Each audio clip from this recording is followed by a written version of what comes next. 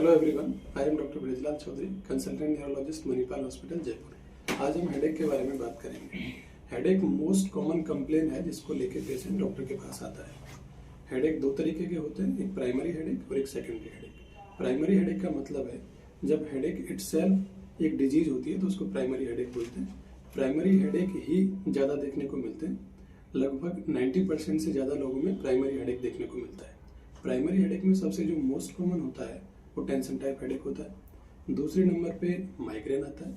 तीसरे नंबर पे कुछ ट्राइजेमिनल ऑटोनोमिक सिफेलेल्जिया जाते हैं, like cluster headache and other rare headache जो होते हैं प्राइमरी, जिनमें कि headache associated with sexual activity, headache associated with exercise, cold stimulus headache, इस तरीके के प्राइमरी हेडेक होते हैं।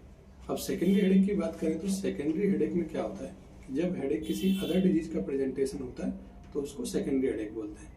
जैसे हेड एंड नेक ट्रॉमा की वजह से जब हेडेक हो किसी को, या कोई सेरिब्रोवैस्कुलर डिजीज की वजह से हेडेक हो, जैसे कि ब्रेन स्ट्रोक, लाइक इंट्रासेरिब्रल हेमरेज, या फिर किसी एन्यूरिज्म के फटने से सबरेक्नोइड हेमरेज, या फिर कोई वीनस साइनस थ्रोम्बोसिस की वजह से हेडेक हो।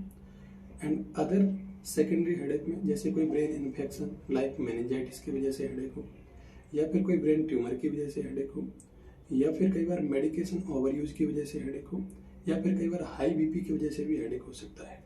Thank you.